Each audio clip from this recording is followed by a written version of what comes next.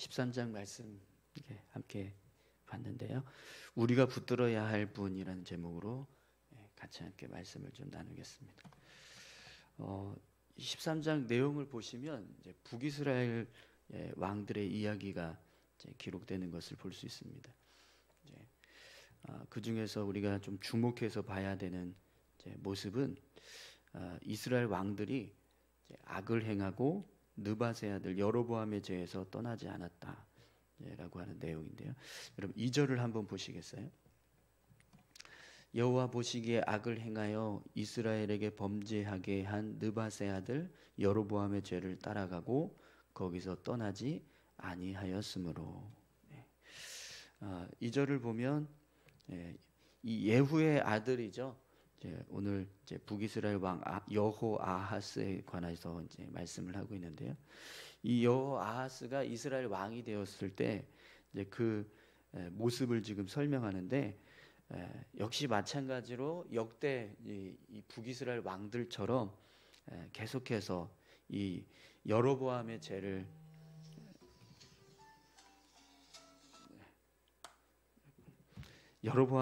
지금 떠나지 않고 악을 행하고 있었다라고 계속 말씀하고 있습니다. 하나님 앞에서 끊임없이 이 북이스라엘 왕들은 계속 이제 하나님을 섬기지 못하고 우상을 섬기고 있고 또 죄악된 모습에 빠져 있는 모습을 계속 보여주고 있는 겁니다. 그래서 그 결과로 오늘 본문 말씀을 보면 하나님께서 이 북이스라엘 백성들을 아람 왕에게 넘기십니다. 아람 왕 하사엘과 또 그의 아들 베나닷의 손에 넘기셔서 늘 이 이스라엘 백성들이 이 아람에게 학대를 당하는 일이 일어납니다. 3절 4절 말씀 함께 보겠습니다.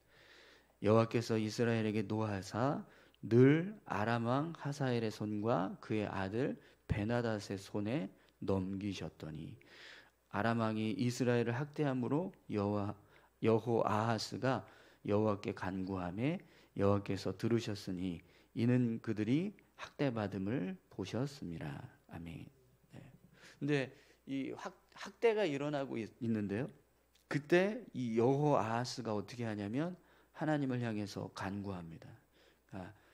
하나님, 우리 북이스라엘 백성들이 이렇게 계속해서 아람으로부터 어려움을 당하고 고통을 당하고 있으니 좀 구원해 주십시오. 이런 이제 간절한 기도를 드렸겠죠.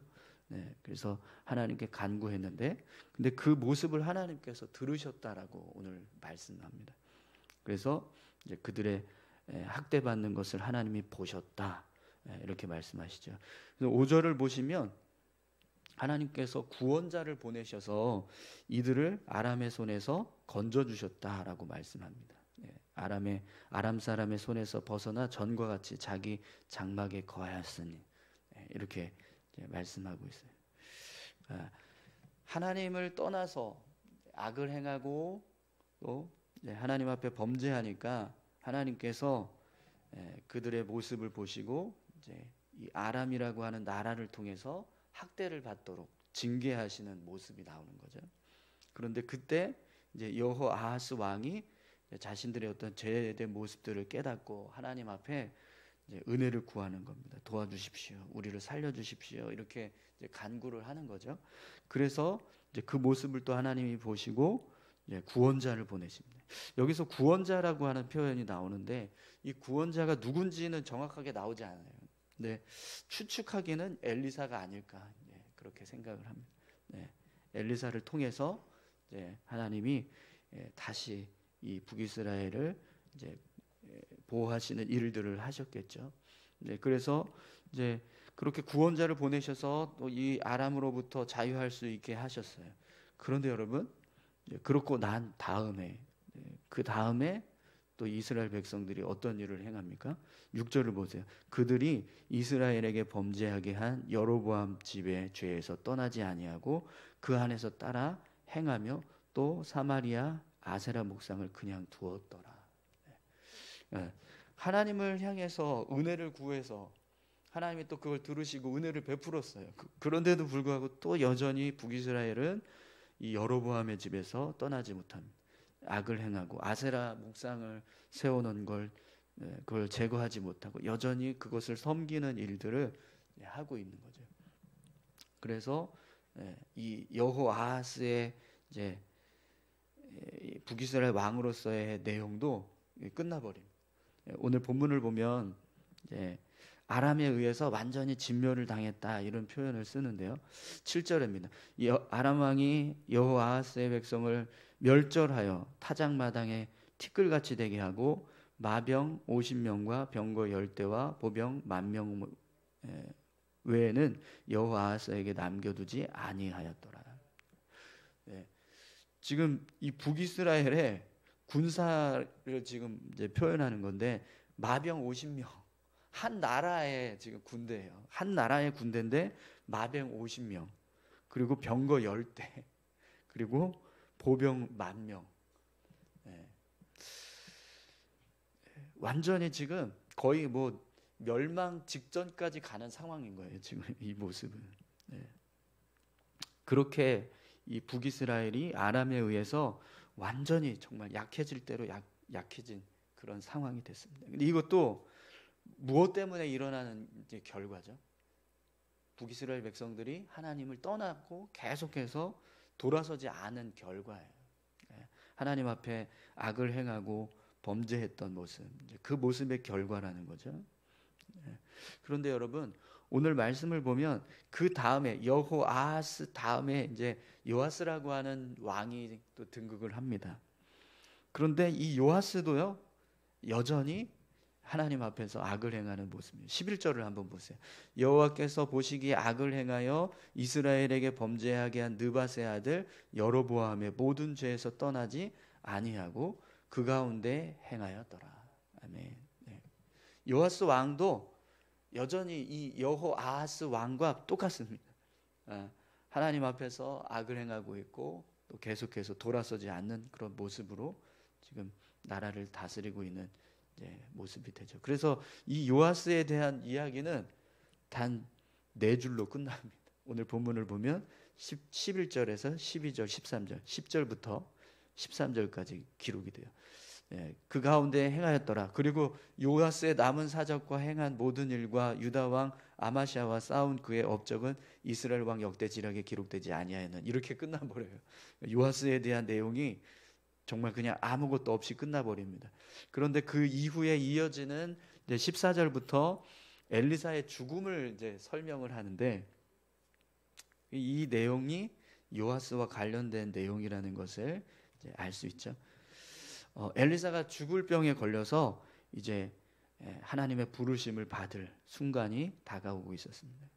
그런데 그 소식을 들은 이 요아스 왕이요 엘리사를 찾아가서 이렇게 고백을 합니다. 내 아버지여, 내 아버지여, 이스라엘의 병거와 마병이여. 여러분 지금 이 표현은 이 요아스가 엘리사를 이렇게 의지하는 모습을 보여주는 거잖아요, 그죠? 하나님의 사람인 엘리사가 이 북이스라엘 왕, 이 북이스라엘을 이제 보호하고 지켜주는 그런 병거와 마병이 되고 있었다. 이걸 지금 고백을 하는 거거든요. 그러니까 나름대로 지금 요아스도 하나님을 의지하는 행위를 지금 한 거예요. 근데 그 모습을 보고 엘리사가 이 요아스 왕에게 뭐라고 이야기하냐면 활과 화살을 가지고 오세요. 그리고 활과 화살을 이제 가지고 와서 창문을 열고 그 활과 화살을 이제 동쪽 창을 향해서 쏘세요. 이렇게 이야기를 합니다. 그래서 이제 이 요아스가 이제 화살을 들고 쏘려고 하니까 그걸 엘리사가 같이 손을 잡고 쏘는 거예요. 화살을 들고 쏩니다. 그러면서 하는 말이 이는 여호와를 위한 구원의 화살 곧 아람에 대한 구원의 화살이니 왕이 아람 사람을 멸절하도록 아벡에서 치이다 하니라. 네, 아멘. 이렇게 말씀을 합니다.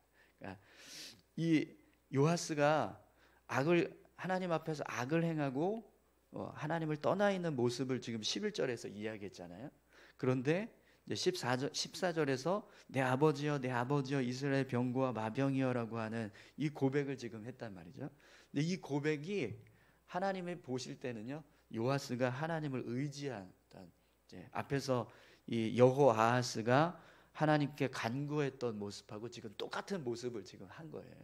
그러니까 그 모습을 보시고 아람 왕을 이제 아람을 이겨낼 수 있는, 진멸할 수 있는 기회를 주시겠다라고 말씀을 하시는 거죠. 그래서 이 화살은 이스라엘을 이 아람으로부터 구원할 수 있는 화살입니다. 이렇게 이야기를 합니다. 그래서 화살을 쏘게 했는데, 그리고 나서 또 이 엘리사가 요아스 왕에게 뭐라고 이야기하죠? 화살을 들으소서. 그래서 화살을 집으소서, 이렇게 집으소서 말하죠. 그러니까 집어요. 그리고 땅을 치소서, 이렇게 치라고 말합니다. 그래서 3번 화살을 내려치잖아요. 네, 엘리사가 화를 내면서 이렇게 이야기를 합니다. 19절입니다. 하나님의 사람이 노하여 이르되 왕이 6번을 칠 것이니이다. 그리하였더면 왕이 아람을 진멸하기까지 쳤으리이다. 그런즉 이제는 왕이 아람을 3번만 치리이다 하니라. 아멘. 네. 지금 왜 3번만 쳤습니까? 6번을 쳤어야죠. 이렇게 지금 이야기하는 거잖아요. 근데 저희가 이 내용을 볼 때마다 항상 궁금한 게, 그럼 미리 얘기해 주지. 이런 마음이 들잖아요. 그러면 더 쳤을 텐데. 근데 미리 얘기했어요. 어디서 얘기했냐면 이 화살은 곧 아람에 대한 구원의 화살이니 왕이 아람 사람을 멸절하도록 아벡에서 치리이다. 이게 지금 이제 엘리사가 얘기한 거예요. 이 화살은 아람을 치는 화살입니다. 그렇게 말을 먼저 한 거죠. 네. 그러니까 말도 안 해놓고 왜 이렇게 얘기하나, 그게 아니라 이미 벌써 얘기한 겁니다. 근데 그걸 못 알아들은 거죠.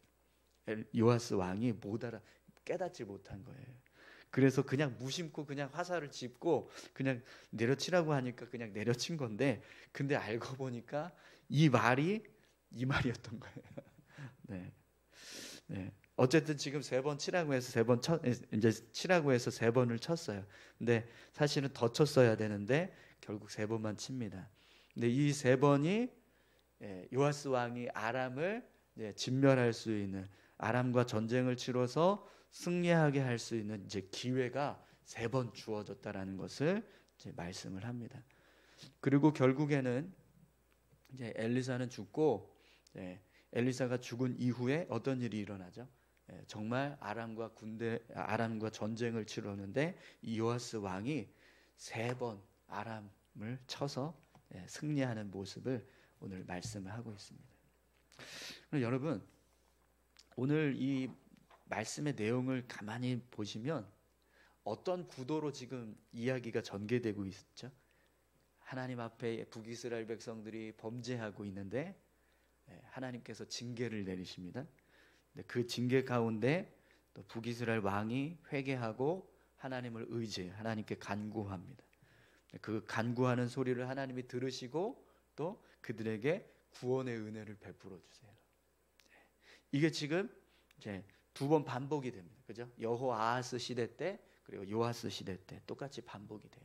그런데 문제는 그렇게 하나님께서 구원을 베풀어 주시면 이제는 돌아서야 되는데 돌아서질 않는 게 문제입니다.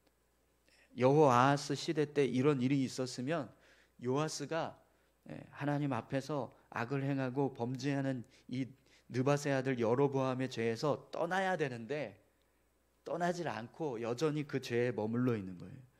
그리고 나서 또다시 징계가 임하니까 그제 와서 또 하나님을 붙잡는 모습을 보게 돼요. 이렇게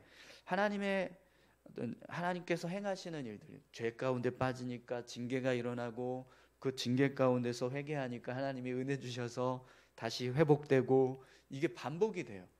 반복이 되는데 문제는 이 과정들을 거쳐서 가면 습득해야 되는 이제 사실이 있잖아요. 우리가 하나님 앞에 범죄하니까 이렇게 징계가 임하고 또 우리가 하나님 앞에 회개하니까 하나님이 은혜를 주시는구나. 우리가 하나님을 붙잡아야 되는구나. 이렇게 생각을 하고 하나님을 의지하는 모습으로 바뀌어야 되는데 그렇지가 않다는 거예요. 계속해서 이 북이스라엘 백성들이 이 여로보암의 죄에서 떠나지 않고 악을 행하고 하나님을 의지하지 않고 이런 모습이 계속되는 거죠. 네. 계속 어떤 상황이 벌어지냐면 일시적으로 하나님을 의지하는 모습.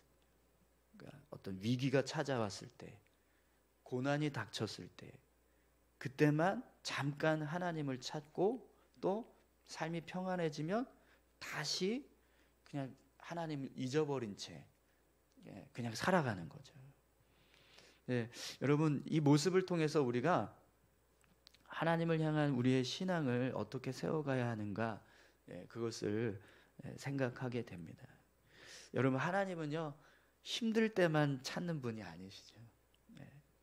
어떤 위기가 있을 때만 의지해야 되고 또 삶의 어려움이 찾아왔을 때만 붙들어야 하는 분이 아니라 사실은 그냥 평안할 때든지 어려울 때든지 늘 항상 우리가 의지하고 붙들어야 될 분입니다.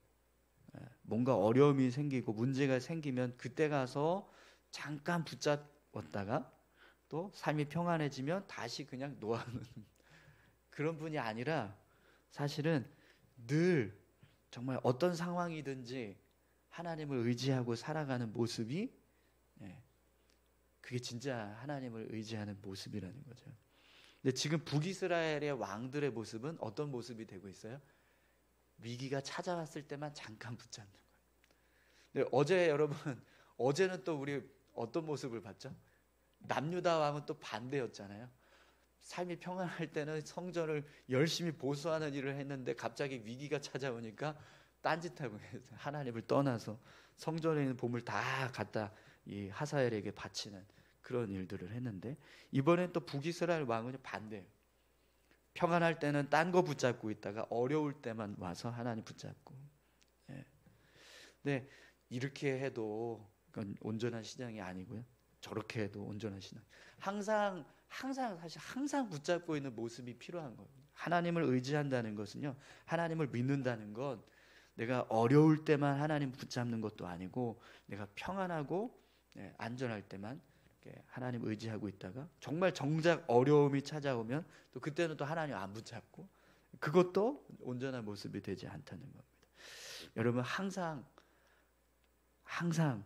하나님 의지하시고 하나님을 잘 섬기는 믿음의 사람들 다 되시기를 소망합니다. 늘 여기 오늘 본문의 3절에 보면 늘이라는 단어가 나와요. 늘. 이 늘이라고 하는 단어가 굉장히 중요한. 하나님이 늘 이스라엘 백성에게 하사엘과 이 베나닷이라고 하는 아람 왕의 손에 그들을 넘기셨어요. 늘 하나님을 붙잡으면 이런 일이 일어나지 않는데 그들이 하나님 붙잡지 않으니까요. 늘 하나님께서 이런 징계를 행하신다는 거죠. 우리의 삶에 어려움이 없을 때 사실 그 순간에 하나님을 붙잡고 의지하고 있는 모습, 사실 그 모습이 진짜 하나님을 의지하는 모습이 됩니다. 네, 여러분 우리가 삶을 살아갈 때요 평안함이 올 때가 있어요. 삶에 안정이 있고 어려움이 없이 그냥 평안한 거예요. 그 평안함은 우리가 노력을 하거나 우리가 뭔가를 이렇게 그 평안함을 유지할 수 있도록 우리가 만들어가는 것이 아니라 사실은 하나님께서 주시는 평안함이거든요. 우리 삶의 평안함을 이루게 하는 것은 하나님이십니다. 우리가 행하는 게 아니라. 그런데 우리가 평안할 때 자꾸 그 평안함이 내가 열심히 살고 있기 때문이다. 혹은 내가 지금 어떤 가지고 있는 여러 가지 어떤 경제적인 능력이나 또 뭐 직장이나 또 삶의 어떤 그런 이제 조건들 때문에 그것을 내가 지키고 있으니까 평안함이 오는 것이다. 이렇게 생각을 한다는 거예요. 그런데 그렇지 않다는 거죠. 우리에게 주어지는 삶의 평안함은 사실은 하나님이 부어주시는 겁니다.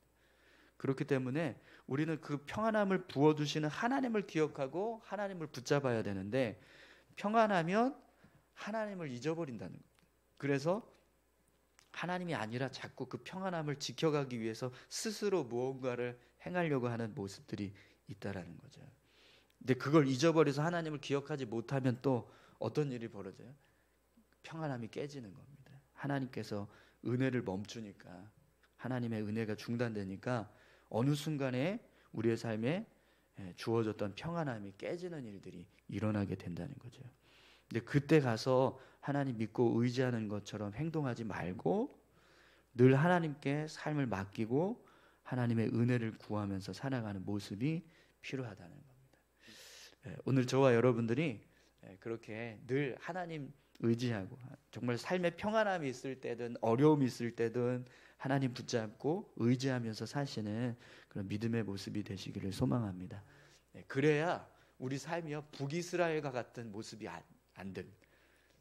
북이스라엘처럼 고난이 있다가 다시 회복됐다가 또 고난이 있다가 다시 회복됐다 이런 모습이 계속 반복되는 일이 일어나지 않게 되는 거예요. 하나님은 하나님을 섬기고 의지해야 될 하나님의 자녀들이 하나님 아닌 다른 것을 의지하는 것을 용납하지 않으세요.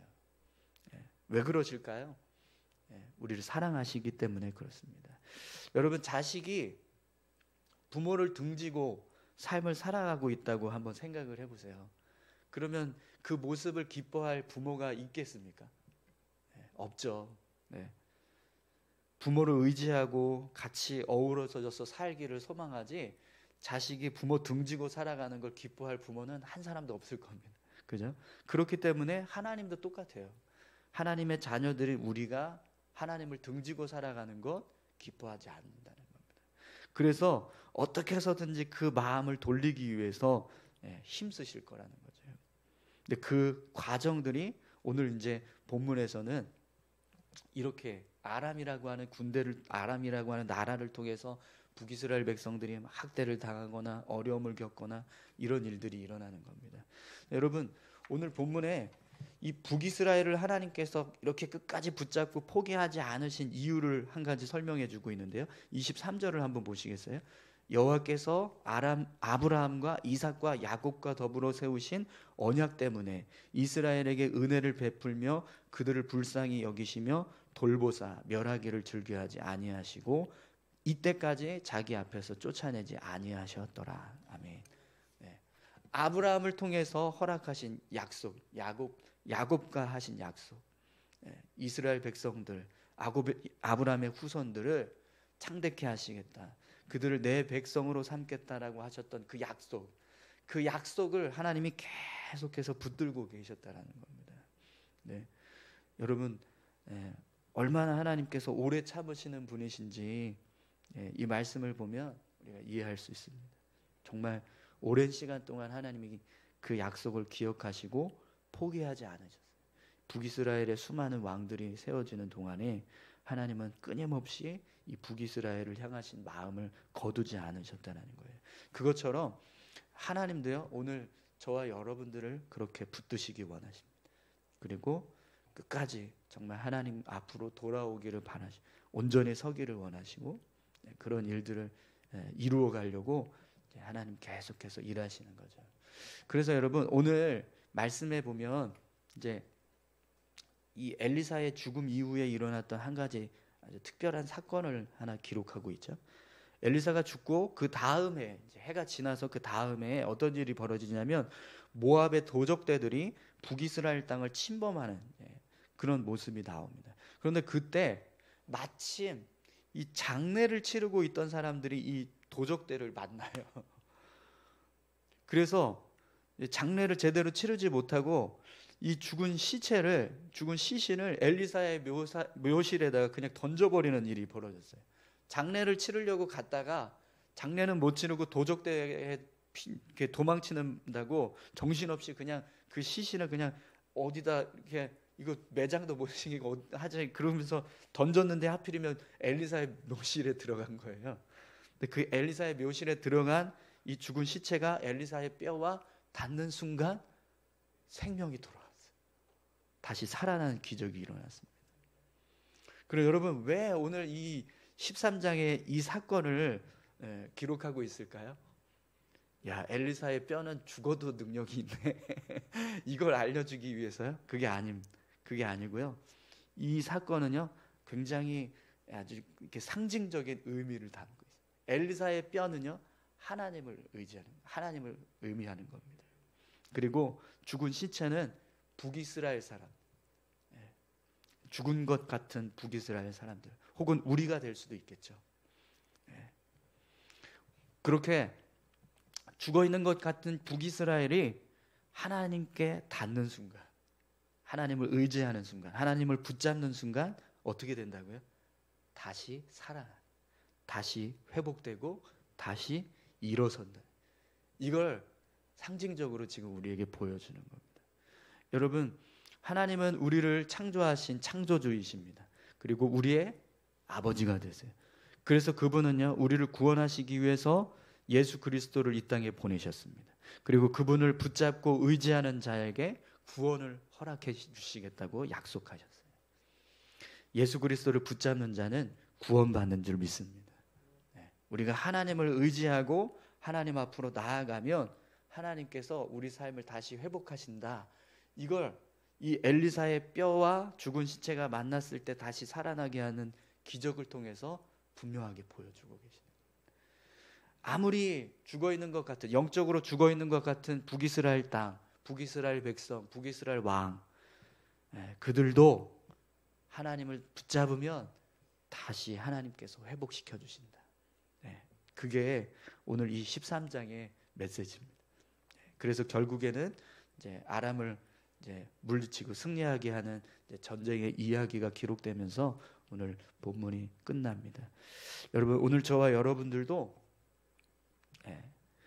우리를 구원하시는 예수 그리스도를 붙잡고 삶을 살아갈 수 있기를 소망합니다. 늘 그분이 나의 삶의 생명이 되시고 내 영혼을 구원하시는 구원자 되신다. 이 사실을 기억하고 예수님 붙잡고 또 하나님 의지하면서 믿음의 삶을 살아가시기를 소망합니다. 우리 다 같이 함께 기도하실까요? 죽은 것 같은 우리지만 예수 그리스도를 붙들었을 때 생명이 부어졌습니다. 우리를 거듭나게 하시고 하나님의 자녀로 다시 세워주시는 일들을 행하셨어요. 하나님께서 우리 삶에 그런 은혜를 주셨습니다. 그 은혜는요, 단회적이지 않습니다. 일시적이지 않아요. 계속해서 부어집니다. 계속해서 우리가 하나님을 붙잡으면 하나님 그렇게 계속해서 우리에게 은혜를 주십니다. 우리 시간 같이 함께 기도하실 때요, 하나님 늘 하나님만 의지하는 자 되게 도와주십시오. 우리 이렇게 같이 함께 기도하셨으면 좋겠습니다. 함께 기도하겠습니다. 감사합니다. 하나님, 우리를 붙들어 주시고 인도하심을 감사합니다. 우리 삶이